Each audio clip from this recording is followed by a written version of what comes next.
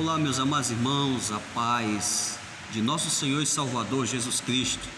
Estamos aqui para trazermos mais um assunto da nossa lição. Desta vez estaremos falando sobre a quarta lição, que tem como tema a iluminação espiritual do crente. 26 de abril de 2020 é a data, domingo, onde estaremos fazendo mais um resumo, mais uma síntese aí textual da nossa lição. Então, como já mencionei o tema, nós queremos tentar trazer algo para nosso aprendizado, nosso crescimento espiritual. Então, nós iremos aqui correr um pouquinho, porque é um assunto também delicado e nós precisamos compreender o que o comentarista quer nos fazer compreender dentro do contexto do apóstolo Paulo. O primeiro assunto ou ponto da nossa lição, nós vamos falar sobre a esperança da vocação e as riquezas da glória. Então, nós queremos aqui tomar como texto áureo o próprio texto da lição, Efésios 1:17, que diz assim: para que o Deus de nosso Senhor Jesus Cristo, o Pai da glória, vos dê em seu conhecimento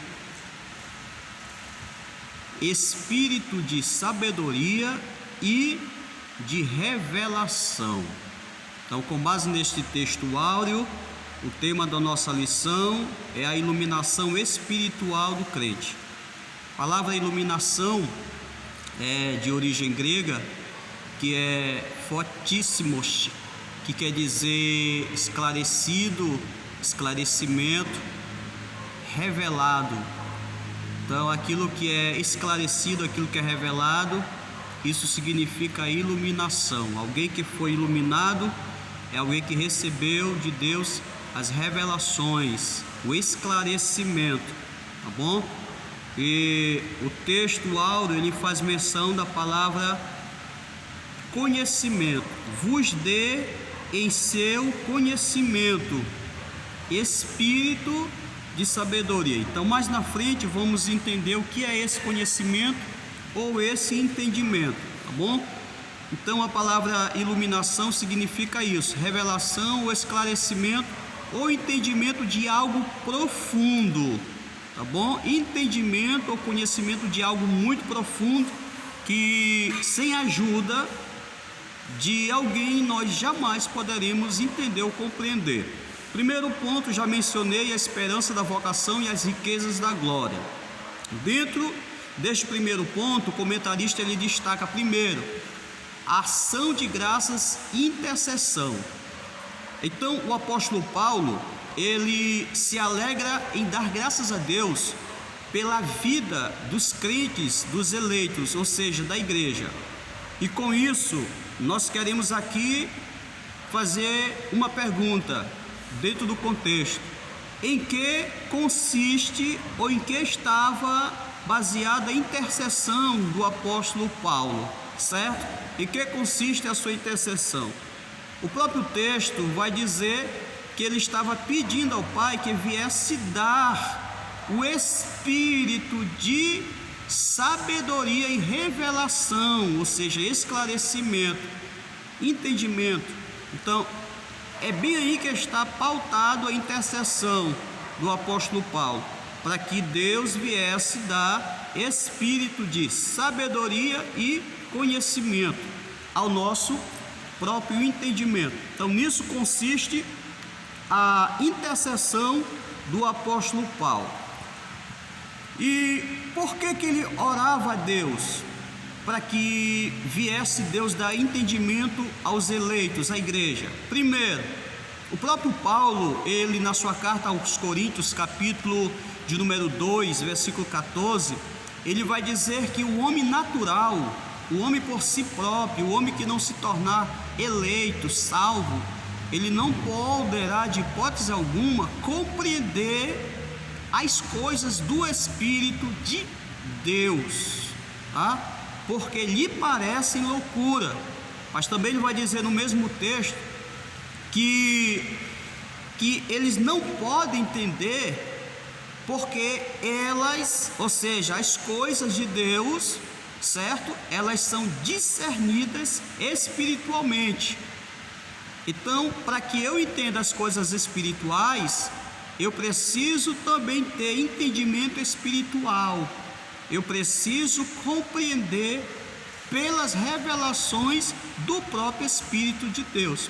Então o texto diz que o homem natural não compreende, não entende as coisas do Espírito de Deus. Por que diz do Espírito de Deus?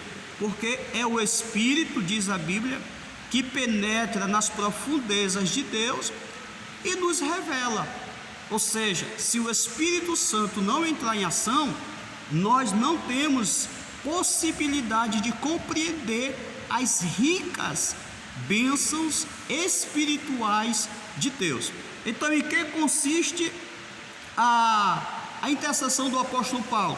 Para que Deus venha dar entendimento ou espírito de sabedoria e entendimento em relação às coisas divinas. Louvado seja Deus. Então, dentro deste ponto, nós queremos também destacar em que consiste a intercessão, ou a que Paulo rogava, para que, o porquê Paulo rogava. Paulo rogava, diz o texto, para que a esperança da chamada, certo, de Deus, para que as riquezas das heranças de Deus e para que a grandeza do poder de Deus fosse compreendido pela igreja. Então, no versículo 17, 18 e o 19, a gente vai observar essa oração do apóstolo Paulo, para que a igreja pudesse, pela graça de Deus, receber o espírito de sabedoria e conhecimento. Para quê? Para que entendesse a esperança do seu chamado ou vocação, para compreender a importância das riquezas da herança e a grandeza do poder de Deus. Então são três coisas que estão pautado a intercessão ou os rogos do apóstolo Paulo. Queremos aqui destacar o segundo subponto dessa lição, que é a esperança da vocação.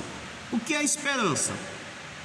Esperança significa saída, esperança significa solução, esperança significa escape, esperança significa proteção, esperança significa refúgio.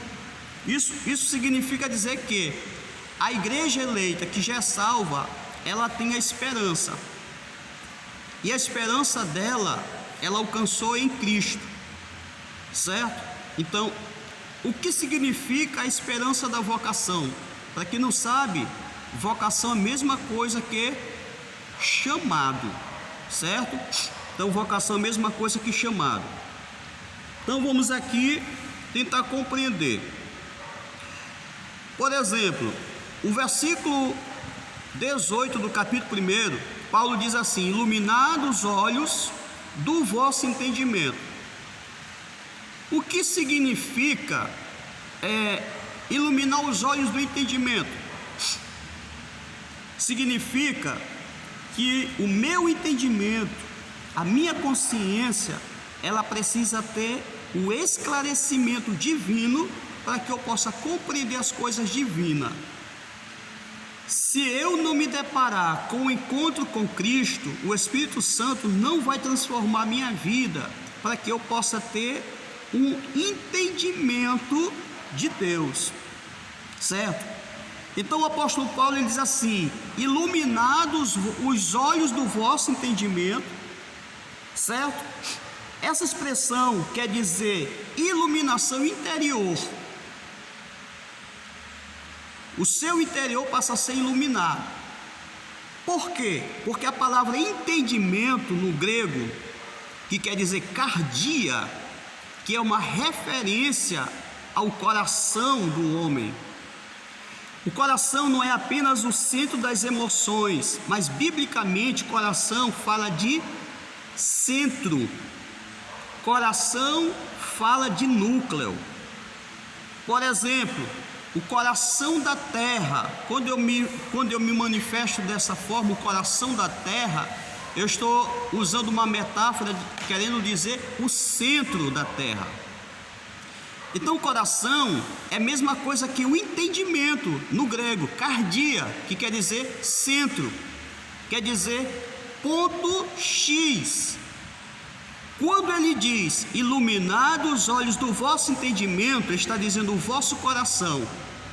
Por isso que a salvação, ela está ligada ao meu entendimento e ao meu coração. Por exemplo, se com a tua boca confessares ao Senhor Jesus, e no teu coração crer que Deus ressuscitou dos mortos, você será salvo. Com a boca se faz confissão para a justiça, mas com o coração se crê para a salvação. Ninguém confessa se não estiver aqui dentro, no centro, no seu entendimento. Aquilo que você ouve, aquilo que você vê, desce para o seu entendimento, seu coração, o centro da sua vida, o centro da sua alma, certo? O centro do seu espírito. Todas as centralizações do homem estão no seu centro, uma referência ao seu entendimento, ao seu cardia. Louvado seja Deus. E o apóstolo Paulo, ele ora sobre a esperança da vocação, pedindo que Deus ilumine os olhos do entendimento, certo? É isso que ele quer dizer. Então, dentro desse ponto, esperança da vocação, a gente destaca aqui, o comentarista destaca 3 pontos importantes. Primeiro, ele vem dizer que a esperança está dividida em 3 aspectos. Primeiro aspecto, ele vai falar que Deus chamou as pessoas no passado. Ele vai dizer que Deus, ele chama a gente no presente, porque abrange serviço e uma vida de santificação. E em terceiro, ele vai falar que Deus chama a gente em relação ao futuro, que é uma participação da igreja no sentido glorioso. No sentido de presente, certo? No sentido, melhor, do passado, o chamado do passado, a Bíblia vai dizer, deixa eu ver aqui, em 2 Timóteo 1, versículo 9, diz assim, eu vou ler aqui para os irmãos, que diz assim, que nos salvou e nos chamou para uma santa vocação, não segundo as nossas obras, mas segundo o seu próprio propósito e graça, que nos fez dada em Cristo Jesus antes da fundação dos séculos. Ou seja, antes da fundação dos séculos, nós já estudamos aqui sobre eleição. Então a vocação de Deus, ela está fazendo referência ao passado. Quando ele faz referência